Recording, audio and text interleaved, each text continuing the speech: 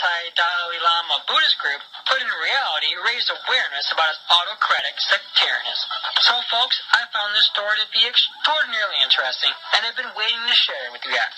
Reuters came out with an article that was part of their anti-China series entitled China Co-opts a Buddhist Sect in Global Effort to Smear Dalai Lama.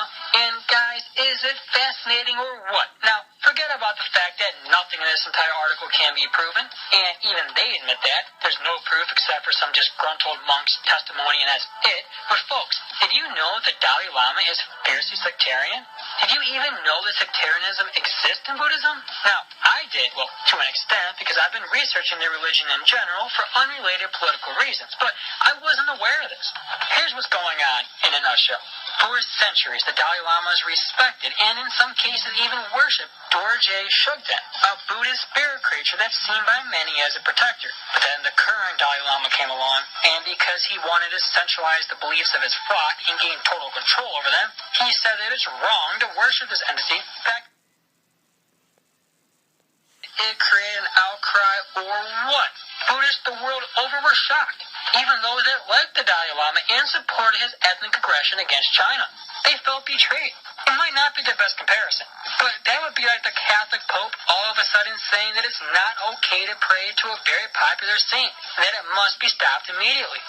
People were flat out confused, and then they realized that what China had been saying all along was right. The Dalai Lama is a sectarian, politically minded individual who wants to split Chinese society, be it Han or Tibetan, to achieve nefarious purposes. Well, as any scorned individual would realistically do, especially those religiously scorned, like the millions of Buddhists the Dalai Lama disrespected and basically labeled as infidels, they began a protest movement, and now they follow him all across the world. They have a worldwide presence, and they make a scene everywhere he goes. They're especially prevalent in the West, in the UK and the US in particular, and Reuters has taken the flamboyant and false stand that they're somehow all paid by Beijing and under its influence. Wait a second here. If the propaganda of the past 6 decades is to be believed, doesn't China supposedly hate Buddhists? Why would it side with them? You see, what I'm pointing out here is that it's all misinformation. Every single bit of it. And that they change their script however they like in order to pursue their main narrative. Dalai Lama good, anything opposed to him bad.